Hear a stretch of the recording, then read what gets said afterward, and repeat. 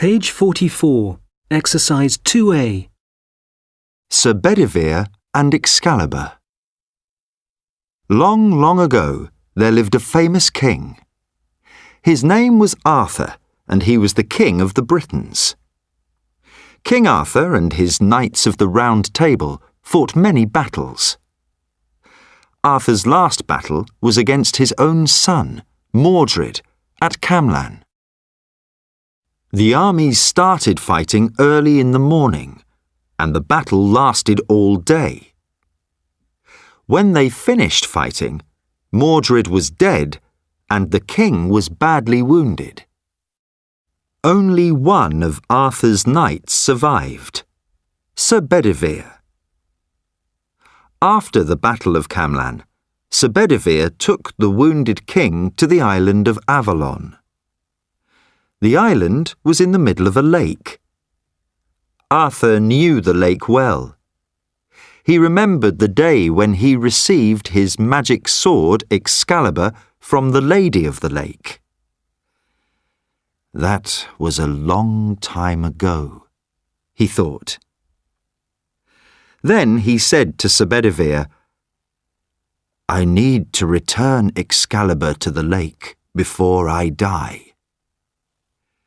But he was too weak to move, so the knight offered to take the sword. "Throw the sword out into the middle of the lake," said the king. Sir Bedivere promised to do it. The knight stood on the shore of the lake and looked at Excalibur. It was such a beautiful sword. He couldn't imagine throwing it away. He decided to keep it. On the way back to the king, he stopped to hide the sword in the bushes. "Have you done it?" asked King Arthur when the knight returned. "Yes, Your Majesty," said Sir Bedivere. The king smiled. "Tell me," he said, "what did you see?" "Nothing," said the knight. The king stopped smiling. "You didn't throw the sword into the lake," he said. "Go back and do it." Sir Bedivere didn't want to throw the sword into the water, but he agreed to do it and went back to the lake. He picked up the sword and started to throw it, but he couldn't do it. He hid the sword again and went back to the king.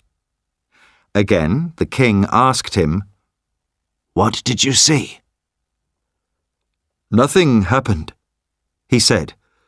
"The sword just fell into the water." King Arthur was very angry. He refused to believe the knight's story. "I see that I must do it myself," he said, and he tried to stand up.